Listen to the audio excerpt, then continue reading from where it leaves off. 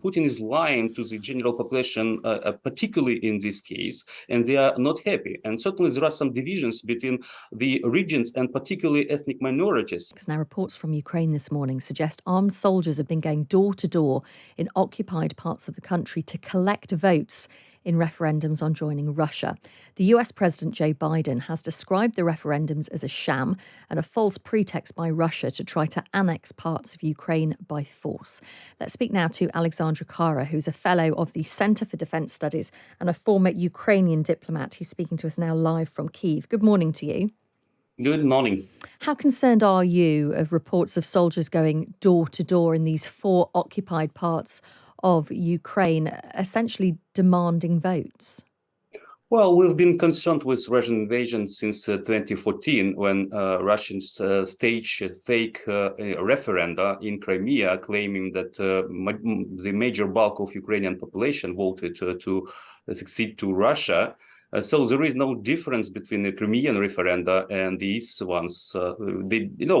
Russians hasn't enjoyed freedoms, political freedoms, and any kind of free and fair elections for decades, if ever. So how they can organize anything, to be at least appearing as the political procedure or political action? Certainly, it's just the way how they're trying to legitimize their occupation and then consequently illegal annexation of those territories. And possibly after that, with the threat of nuclear arms, as we've seen last week, they would be trying to push Ukraine and our partners to accept this new reality on the ground. I know that you're from Donetsk, so does this feel particularly personal for you? For sure. For 8 years, I was not able to go to Donetsk. I still have some relatives there, and be myself as an ethnic Greek, Ukrainian Greek. Unfortunately, all territories where Ukrainian Greeks lived in that territory are under the Russian occupation, and particularly Mariupol, which is the capital of Ukrainian Greeks, was just turned to rebels. So that's why. It's just not personal, because it's the Russian genocidal war against the whole of Ukraine, but personally because I've seen suffering of my compatriots, and then particularly my ethnic minority. Mm. Are you in contact with people in Donetsk now? You say you have some family there. I'm just wondering how people are feeling in those areas with the Russian soldiers going door to door, with the pressure of this referendum, which of course Russia says is free and fair, and virtually every other nation believes it's not. Well, certainly they're not happy with thinking that the Russians are there for a long period of time. And from the other hand, the recent successes of Ukrainian armed forces are just encouraging them. Certainly there are some traitors, and there are some people who are turning to Russia.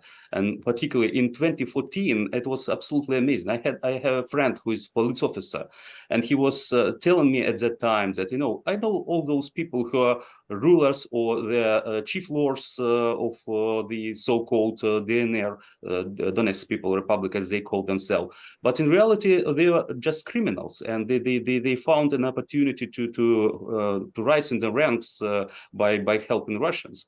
And certainly the ordinary people are not happy with such leadership of these so-called republics. Let's talk about the UN now, because they have had war crimes investigators in Ukraine for a number of months now. And a team of experts are saying that they do believe that war crimes have been committed in Ukraine. They've found evidence of that.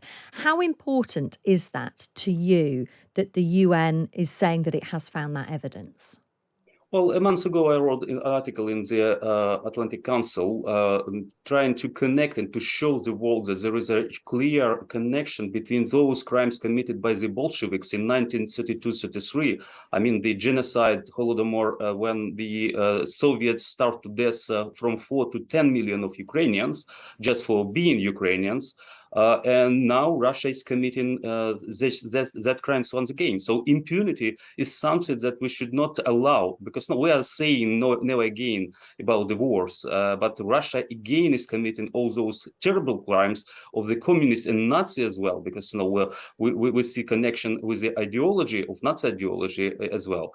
So it's really important to show the world what is Russia doing and the nature of the Russian regime, and not just regime, because it's not Putin Putin, who is killing, torturing, and raping Ukrainians on Ukrainian soil.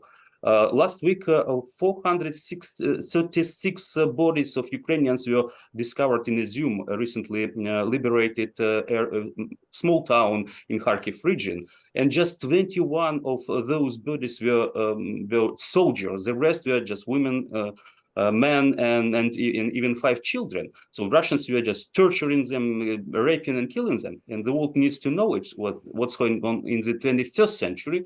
And I hope that we will bring Russia to justice, and not just the leadership of Russia, but the all ordinary Russian, because they are rejecting their involvement in such crimes. They are just fleeing their countries. They are not standing up against the tyranny like we see now, for example, in Iran. You talk about the leadership of Russia. There's been much discussion, hasn't there, in recent days about Vladimir Putin and, his decision to conscript 300,000 Russians. We're seeing many men fleeing the country, whether it is by car in very long queues or getting out on planes. There's even a piece written in the Times today by Edward Lucas about whether this is the end game for President Putin. What do you think? Do you think that this is the beginning of the end for President Putin, or do you think that is people just hoping that is the case? Well, I think, yes, it's just one of the steps of the logic of tyranny that is getting into the troubles. It's a zugzwang in the chess. When each and every move you do, you're getting worse and worse position on the chessboard. Yes, it's right. But certainly we are in Ukraine. We are prepared for that. Out of 300,000 of people that would be, soldiers on our soil, possibly some of them would give up, lay their arms and get to Ukraine. And actually, we are proposing them such an option, and because it's much better to be in Ukrainian jail rather than to serve in army. You will be definitely dead. But in general, yes, I believe that we should talk about the violation of Putin of this so-called social contract with Russians. They were happy supporting annexation of Crimea and suppression of their freedoms and rights. Instead, they were getting, as we call it, bread and butter. But now they need to serve in army and die for the war. Nobody understands, at least in Russia, for what's for. It's just nationalists and the Russian fascists are fighting the ideological war against Ukraine. But the rest is just, they're just fulfilling orders.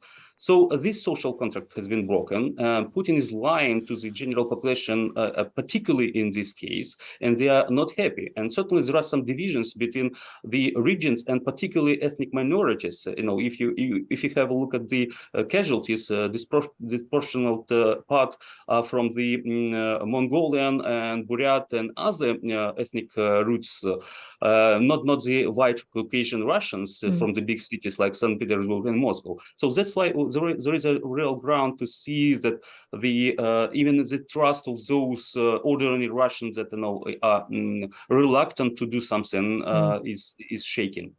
Thank you ever so much for speaking to us this morning. I'm very grateful to you.